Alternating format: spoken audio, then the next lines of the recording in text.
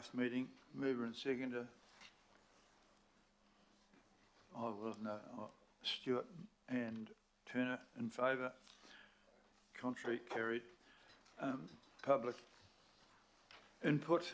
We do have some public input. We have today the Titiringi Green Bay Huia Stickered Residents group here to share their experiences following extreme weather events earlier this year. Thank you very much for coming. You can come to the group, you come to the front, please. I know their officers are here in person and online to listen as well, and we'll be discussing this later in the confidential section as there are moves afoot. So the floor is yours.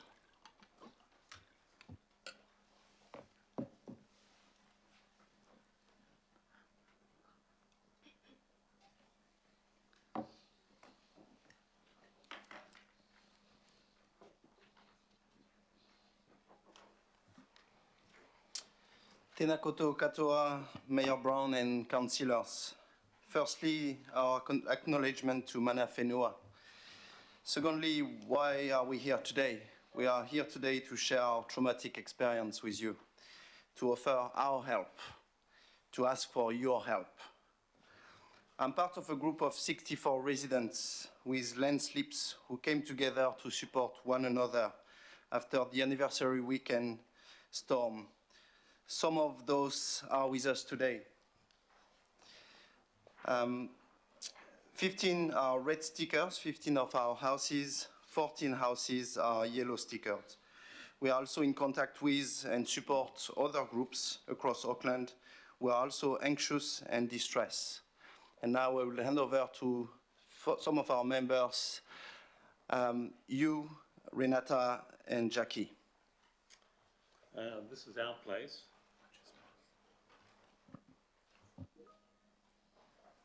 This is our place.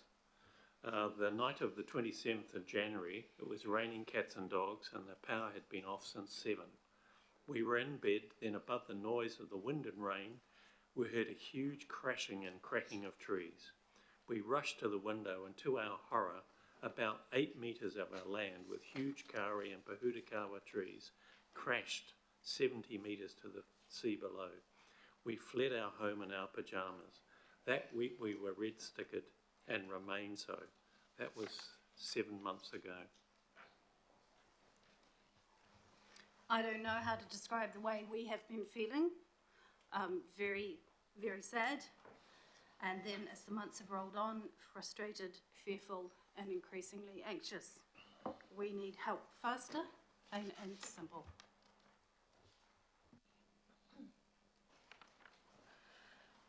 It was Friday night. I was driving home when the road suddenly collapsed under my car. We managed to get the car out before the road slipped away. This is right outside our house. Then the roadside reserve slipped below our house 3 days later. We got told we had to leave. We were devastated. Although we could return a few weeks later, we've been advised to leave if we notice any land movement. Can you imagine how it feels every time it rains or you hear a sound that you don't know what it is? 7 months on, the fear, anxiety, and a sense of helplessness continue. It can be fixed, but we can't do it alone. The remedy is on Auckland Transport land. We are stuck in a limbo like many other families in a similar situation. Climate change is an intensifying effects on our environment and is a fact of life. Flooding, sea level, and land movement are increasing. It will affect all of us in time, including sea level rise in low-lying areas. People are living in council consented houses, but city rules and infrastructure were not built for this sort of impact. So what are we offering? We will continue to support one another as we have done for the last 7 months, listening, calming and informing. We will encourage our neighbours to fill out the recovery office form, some who have been very reluctant, fearful and non-trusting. We'll help with simple local fixes with the guidance from Council and Auckland Transport. And we'll work constructively in real engagement processes. In the medium to longer term, please proactively involve us with our experience in testing community messages, the LTP consultation process and analysis, and the longer-term process of managed retreat. Please let us know what else we can do. We want to acknowledge a much better communication by the Recovery Office and have really appreciated Matt and Ross engaging with us. And finally, after 6 months, Auckland Transport is reflecting its social wellbeing responsibilities. What are we asking you to do? Would you speed up the categorisation process? This is crucial. We understand you have got budget restraints, and we know the teams are working as fast as they can, but please increase resources short-term to reach more people faster. Prioritise those not living in their own homes still and those most at risk. Finalise the Auckland Government Council split of funding. Allow money for remediation in addition to buyouts. Prioritise short-term fixes to stop further damage, to save ACAT money. Advocate to government to fix the anomalies in the accommodation allowance. We need Auckland Council and central government's help, support, leadership and power to help us move on with our lives. Kinato, kinato, koto, tena koto, tena koto, katoa. Thank you.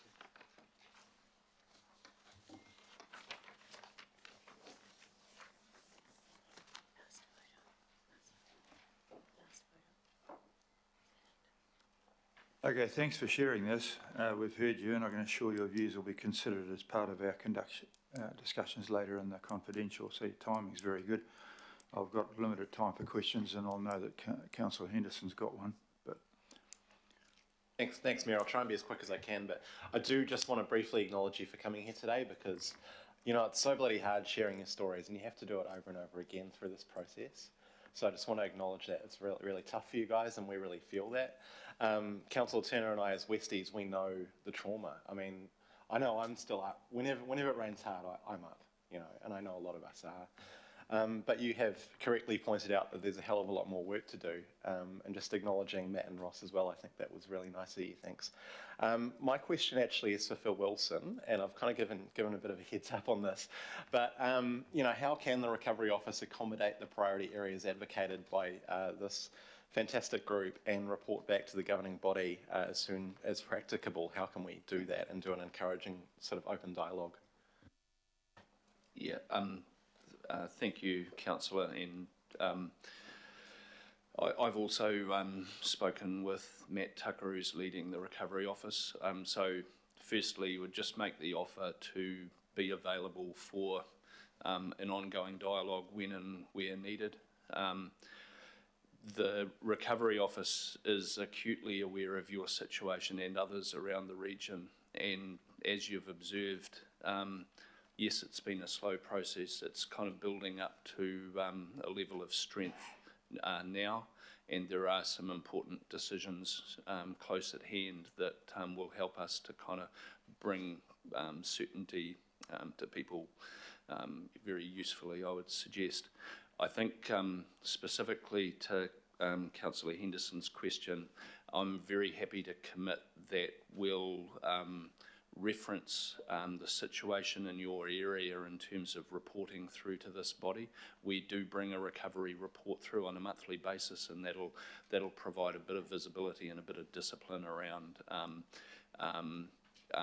reporting on progress and keeping the process honest in this regard. So thanks for the question. Thank you. Maybe Councillor Turner and I can follow up after the meeting.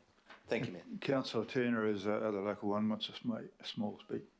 Just a really quick one to you, Phil. I became aware last week that there's a recovery officer in AT as well that's doing their stuff. How does he connect with our recovery office? So we have CCO representation in the Recovery Office, and even where it's sitting remotely is connected up in terms of the work program. So I can assure you of that. The actual work program around infrastructure is coordinated across the council group into one program, so there's visibility of that. So if there are any gaps in that space, then I would like to hear about it, and so would Matt in terms of addressing it. The arrangements we're discussing with the government cover transport and housing, and so that it is much more coordinated than you think. All right, thanks very much. Councillor Leone. Councillor Leone, are you there somewhere? Yeah, no, it was just an acknowledgement again for them to come in and present. And just a quick question to Phil around the emergency housing scheme. So that's, I know you've just mentioned that there, that will be followed up. Thank you. Thank you for that. Do I have a move and a seconder to receive this public input? Henderson and Turner, thank you. All those in favour, please say aye. To the contrary, thank you for attending, ladies and gentlemen. You have been heard. We now have the Auckland Marine Rescue Centre Trust to tell us how they service the Auckland region. Welcome Darby, Moana and James to the table, please.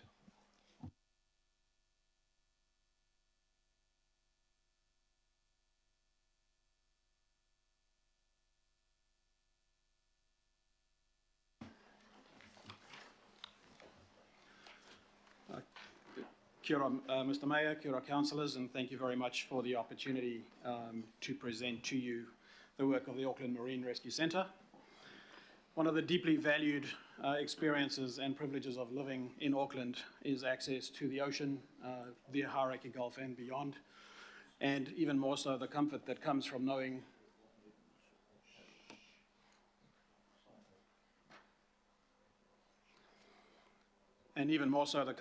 that comes from knowing that there is someone who has our backs when things go wrong.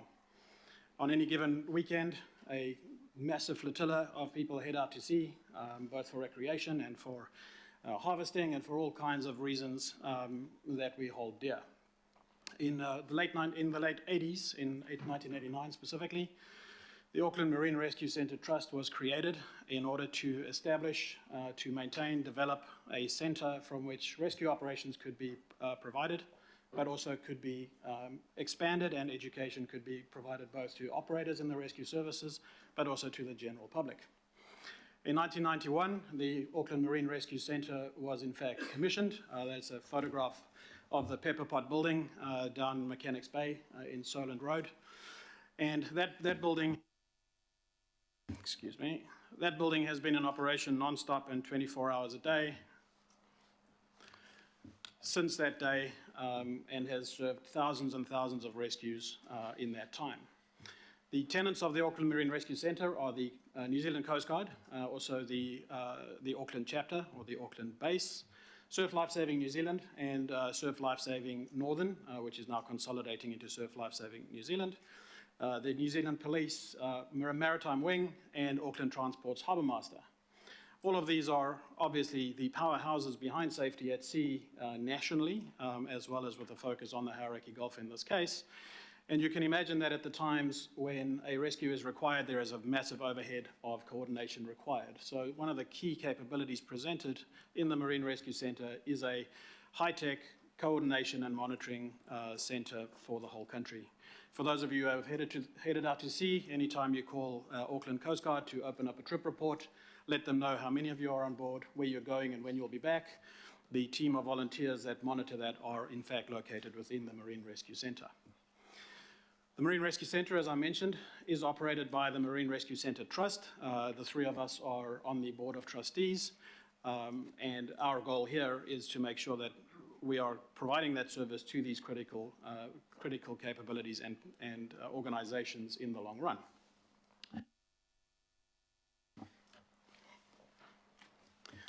One of the drawbacks of having a building that operates 24/7 is that it's easy to, hang on, just give me that, there we are.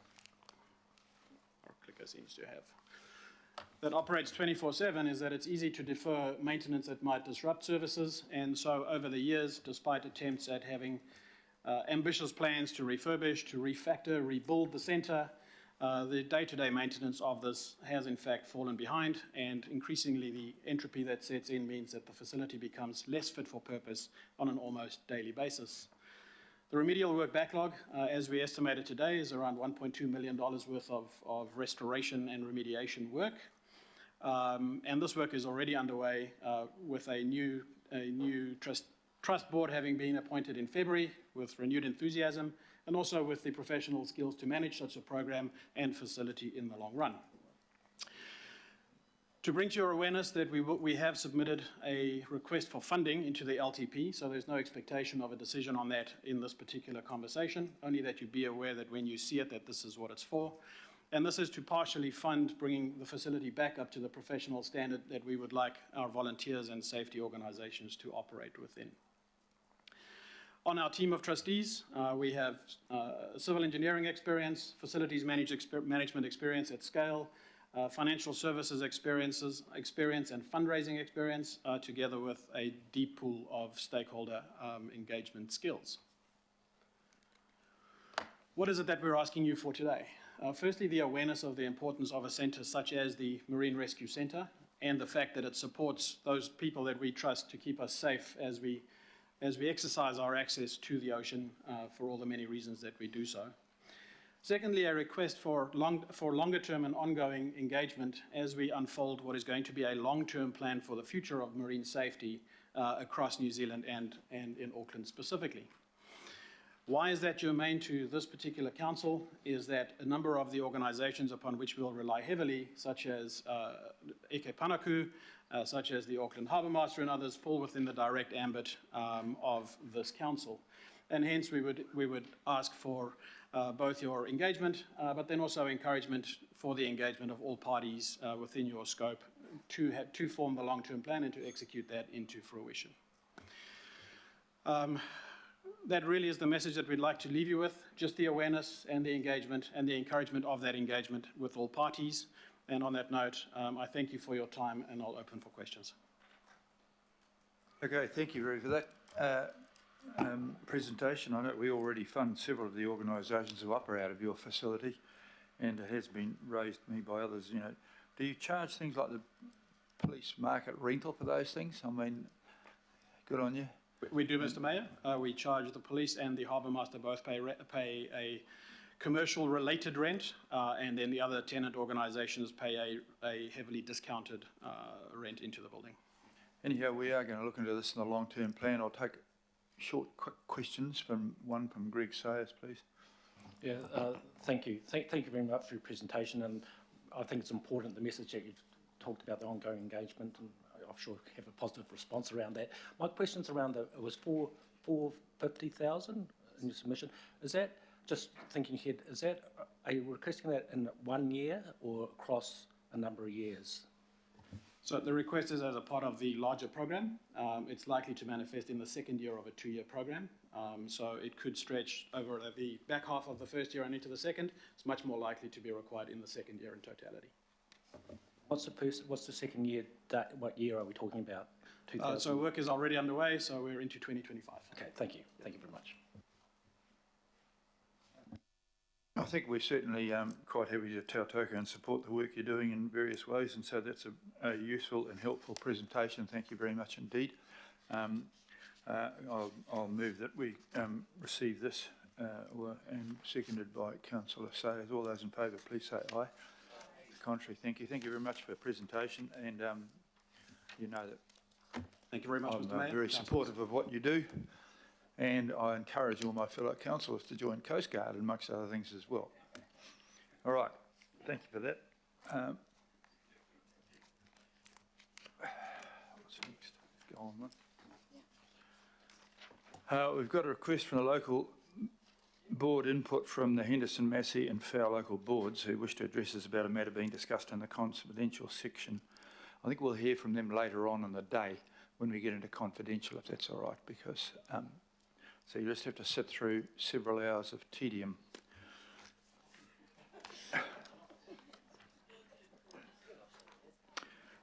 Any extraordinary items? There's nothing. Yes, there is an extraordinary item. Max? I was going to raise that. At the end, okay. At the end, we will be discussing the response from the Minister of Housing, who has actually stopped the instruction to Kaingaora. You'll be pleased to note. All right, on that basis, I'm going to